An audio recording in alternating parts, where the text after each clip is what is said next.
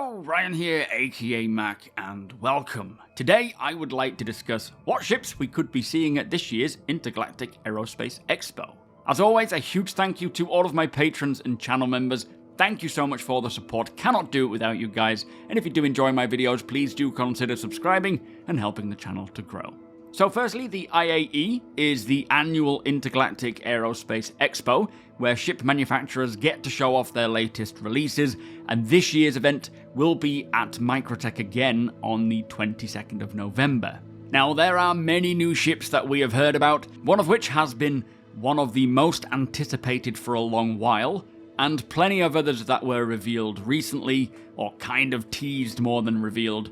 But let us start a little smaller, with the Crusader Intrepid. As we understand, it is set to be a new starter ship from Crusader, but I suspect it'll be more of a Tier 2 starter ship, think more along the lines of the Avenger Titan or the Nomad from Consolidated Outland. Now, this will likely be a single-person ship with a bedroom, as we have seen during the teaser at CitizenCon. It will also have VTOLs, like we see with other Crusader ships. It has a side-access staircase, and a pair of Kronig weapons, which are likely size 3, but we don't really know much about its specs or stats at this time. It also looks as though it has a drop-down cargo lift, as it appeared on the previous ship reveal from last year's CitizenCon, but apart from that, not much else is known. Now, personally, I am always a fan of new starter ships, as offering a great range of choice to new players, or those looking to step it up from a Tier 1 starter ship is a good option. It also gives another option from a manufacturer that people really like, and I suspect it'll be priced accordingly around $50 to $100 US, which is quite a range. Now, next up we have a ship that so many will be very happy to see, and that is a medical Terrapin variant. Now, the Terrapin is a great vehicle, but unfortunately it has been put on the shelf by most of the owners due to the lack of refined scanning and radar updates, which is likely to change soon actually.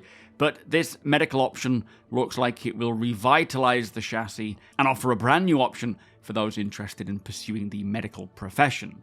Now, as we saw in the teaser, it shares basically the same sort of interior styling as the Pisces and will likely offer only a single Tier 3 bed. It could be Tier 2, but I personally don't think so. I think it'll stick to Tier 3. But either way, I really look forward to seeing another medical ship come along. Of course, I would prefer to see the Apollo, but at the same time, offering more range in medical options is not a bad thing. And with it being Anvil, it may have some decent armor, ideal for use in combat zones. Now, the next ship is one of the remaining ships slated to release this year, and that is the Mirai Guardian. Now, this, as we understand it, is kind of the big brother of the Mirai Fury, a heavy fighter with the same design or style aesthetic as the Mirai Fury. I think it's going to be very cool. Continuing that style for a larger heavy fighter should result in a pretty interesting looking ship. And if it utilizes the same similar design of the Fury with its thruster layout, it could be a very agile heavy fighter at that as well. Now, I'm really liking the brand Mirai and seeing what they're putting out there, and I certainly think we will see this revealed at this year's IAE. But again, not much is known about it, so there's not really much more we can say about it, but offering another option for heavy fighters is going to be pretty cool. Now, the next one that I am very interested in learning more about is the Misk Fortune. Now, this appears to be a medium salvager that shares a silhouette similar to that of the Misk Prospector, and according to this silhouette, it looks like it's a ship designed for a crew of 2 or 3, and up front, it looks like it's got a salvaging beam and maybe a potential tractor beam as well. But personally, I am really excited to see a medium salvager come along. It has probably been one of the most requested ships of late, and although I would prefer it not to look like a Prospector, I am sure what it can offer in terms of gameplay will be very fun and helpful. Now, I really hope to see this ship come along for the IAE, as it is definitely something that can elevate the gameplay we have now. And again, we don't know much about this ship. We will have to wait for more information on this ship before I decide whether this particular medium salvager is the one for me. I would certainly love to see more medium salvager options in the future, especially from companies or manufacturers like Argo. But already salvaging is so much fun, either as a group in a reclaimer or in multiple vultures, so being able to combine your efforts into a medium salvager, working together, it is a match made in heaven. Now, moving on to one of the two big boys, we have the Starlancer TAC and Max, with the TAC being the dedicated combat variant and the Max specializing in hauling. Now, these two, as you are all aware, were revealed during CitizenCon this year, and I think the interior is perfect, very nice, great for a small, tight-knit crew. Exterior-wise, MISC has never been my preference all that much, hence why I would prefer to see a medium salvager from a different manufacturer, but regardless, the Starlancer series will make a great addition to offering more choice in their own various ways.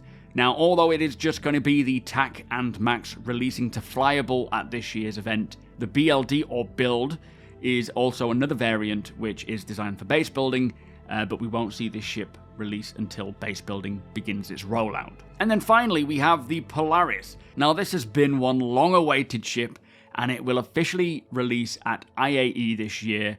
So really wonderful to see a ship from the backlog, especially of this size, come to fruition, as it does take a long time for ships of this scale to get released.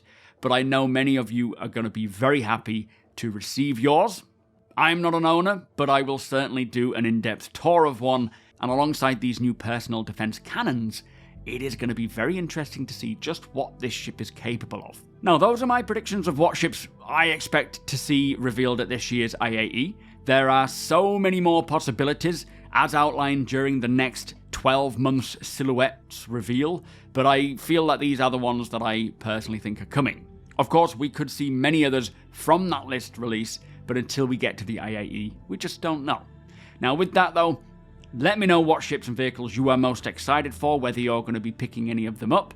For me, the Starlancers I am very interested in checking out, and of course getting lost in the Polaris will be a lot of fun, but the medium salvager could open up a lot more gameplay for a small crew, of which I am thoroughly enjoying doing so in the verse right now, just with vultures. The medical Terrapin will hopefully offer some more insight into the future of medical, although I kind of doubt that, and I would personally love to see the Apollo more than anything when it comes to medical, but that might be waiting for drone tech. And also, the Crusader Intrepid should offer another option that will support much of the game's mechanics without breaking the bank. Anyway, we are not too far away from the IAE now. It is aptly named the Next Frontier, which is another huge hint to 4.0 and Pyro making its way out soon. I have just put a video out yesterday, or whenever this video goes live, it might have been Friday, covering the latest 4.0 patch. We're most definitely going to see 4.0 release post-IAE. It's not going to come anytime before, I wouldn't think. Maybe into other waves, but definitely not to live. Plus, there is a free fly on the way for those interested in trying Star Citizen out without spending a penny, so do keep your eyes out for that. That will be probably kicking off on the 22nd of November, so if you have been on the fence of checking Star Citizen out and playing it, that is a perfect time to try it without paying anything. As always though, if you do enjoy my videos, please do consider subscribing and helping the channel to grow. Also, be sure to come and hang out over at twitch.tv/SuperMacBrother. You are all more than welcome over there, whether you are new or old to the game. If you have any questions, by all means ask away. Hit the thumbs up if you don't mind, it does the channel a big favour. Tick that notification bell if you would like to be notified when my videos go live. Again, a huge thank you to my patrons and channel members. Thank you so much for all the support. Cannot do it without you guys. Thank you for watching, and I'll see you in the next one.